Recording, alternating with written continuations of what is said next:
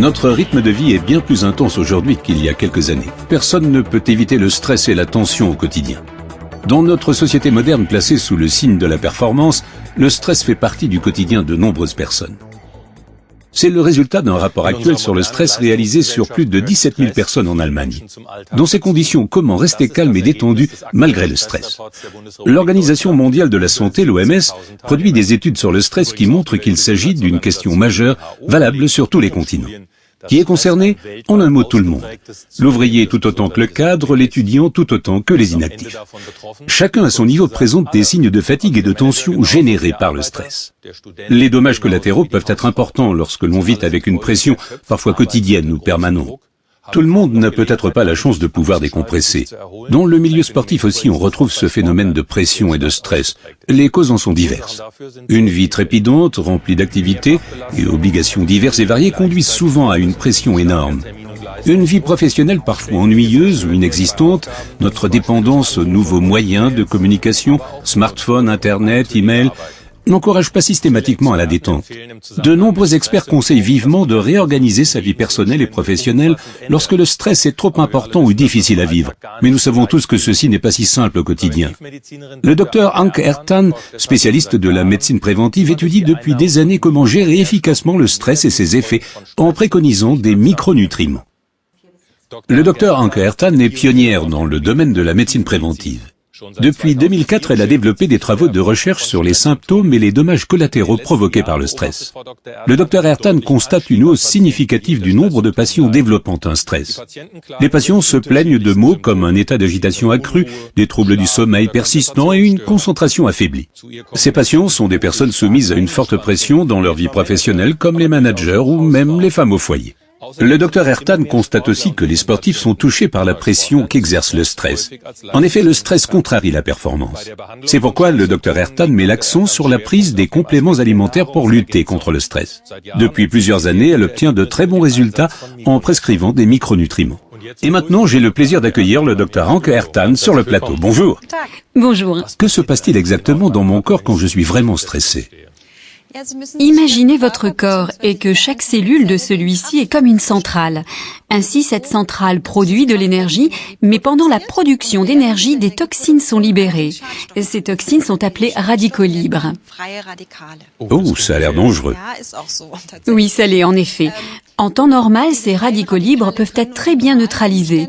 Mais quand les machines tournent à plein régime constamment, la quantité de radicaux libres libérés devient si importante que le corps est incapable de les neutraliser seul. Et c'est à ce moment-là que le stress nous envahit et diminue, voire limite nos performances. Vous avez dit constamment, cela signifie qu'on parle d'un stress sur une longue durée, pas d'un stress de quelques heures ou quelques jours, mais bien de plusieurs semaines ou plusieurs mois. Regardons à nouveau ensemble ce qu'il se passe exactement dans notre corps. Voici une représentation simplifiée d'une cellule. On voit les parois cellulaires ici, le noyau et la mitochondrie. La centrale. Exactement. Cette mitochondrie produit de l'énergie et lors de cette production, des radicaux libres sont libérés. Ce sont ces billes sombres.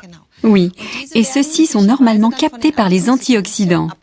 On le voit bien ici, c'est ce que j'appellerais les balles vertes. Exactement. Lors d'un stress continu, les mitochondries produisent plus d'énergie et plus de radicaux libres. Ensuite, les antioxydants ne suffisent plus et la cellule est endommagée. C'est ce qu'on voit à l'arrière-plan, ça ressemble un peu à une fissure sur une vitre. C'est exact. Dans cette situation, nous ne sommes plus performants, nous ne pouvons plus nous concentrer et nous nous sentons stressés. L'idéal serait d'éviter complètement le stress. Mais cela n'est visiblement pas possible. Donc, que pouvons-nous faire pour lutter contre ces effets négatifs? Nous pouvons fournir à notre corps des micronutriments en quantité suffisante, par exemple de la vitamine E, du sélénium, ainsi que des éléments végétaux très actifs comme la chlorophylle, le thé vert et surtout le resveratrol. Le resveratrol est en fait une des substances antioxydantes les plus fortes. Par unité de temps, il peut piéger une grande quantité de radicaux libres et ainsi réduire efficacement le stress. Ça signifie qu'en mangeant tout simplement tous les jours une quantité importante de resveratrol, j'aurai la pêche et je serai libéré du stress. Est-ce vraiment aussi simple? Oui et non. Bien sûr, il est bon de capter les radicaux libres, mais nous avons aussi besoin de micronutriments en plus pour relancer l'approvisionnement en énergie. On peut citer les vitamines B, la choline, la L-carnitine, le fer, ainsi que la coenzyme Q10 qui sont particulièrement importants. Ça fait beaucoup de noms. Récapitulons et regardons-les ensemble avec les spectateurs. Donc ici, on voit la Q10 pénétrer dans la cellule, fournisseur important d'énergie parce qu'elle soutient directement la mitochondrie, notre centrale. De plus, il y a des nutriments très importants, comme le fer, entre autres, qui contribuent à assurer le transport de l'oxygène. En ce qui concerne le mental et afin d'augmenter notre capacité de mémorisation et notre psychisme, nous avons besoin de vitamine B et de choline, qui sont importantes pour approvisionner nos cellules nerveuses en sucre. Et si on prend régulièrement un mélange optimal à partir de ces micronutriments, on se sentira mieux dans son corps, mais aussi mieux dans sa tête. On sera plus en forme, on disposera d'une plus grande capacité de concentration et on se sentira moins stressé. Donc c'est le mélange qui compte, le mix de tous ces micronutriments. Exactement. Quand commence-t-on à remarquer les effets de tout cela ? La plupart des patients le remarquent assez vite. Ils ont tout de suite plus d'énergie pour le corps et l'esprit, ils se sentent plus performants, ils arrivent à mieux se concentrer et ils souhaitent rester dans cet état-là pour toujours. Mais il y a un petit nombre de patients qui disent ne pas vraiment ressentir les effets. Mais en fait, dans le sérum, dans le sang, nous pouvons mesurer et voir que les marqueurs de stress diminuent et que la concentration de micronutriments augmente. Pour nous, médecins, c'est bien sûr intéressant car cela signifie qu'il y a une fonction protectrice pour les cellules. Vous avez parlé de marqueurs de stress. Qu'est-ce que ça signifie ? Ce sont en principe des produits du métabolisme qui se libèrent quand on est stressé. Plus le niveau de ces marqueurs de stress est élevé, plus notre corps réagit au stress. Ah, ok. Et je vous ai apporté les valeurs d'un patient que j'aimerais vous montrer pour illustrer cela. Très bien, volontiers. Donc ici, nous voyons 3 des marqueurs de stress que nous avons mesurés. C'est la créatine, les peroxydes lipidiques et la 8-épiprostaglandine. Et comme nous le voyons très bien ici, ces niveaux diminuent constamment au fur et à mesure de la prise des micronutriments combinés les uns avec les autres. Effectivement, nous avons ici moins 6, moins 47%.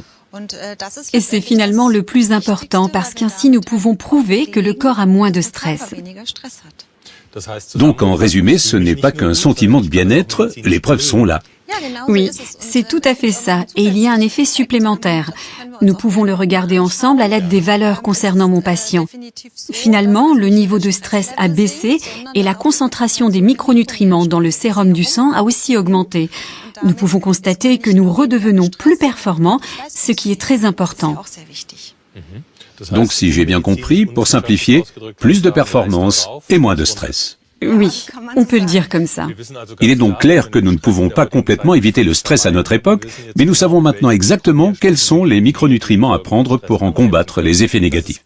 D'accord, mais pourquoi tant de personnes sont encore submergées par le stress? Pourquoi ne pas tout simplement leur donner un remède? Ce serait bien si c'était si simple. Il faut cependant être vigilant à la prescription, à la quantité de micronutriments que l'on recommande. Il faut aussi bien considérer le patient. Une évidence aussi, bon nombre de personnes ne savent pas qu'en s'alimentant correctement avec des micronutriments, elles peuvent améliorer leur gestion du stress. Oui.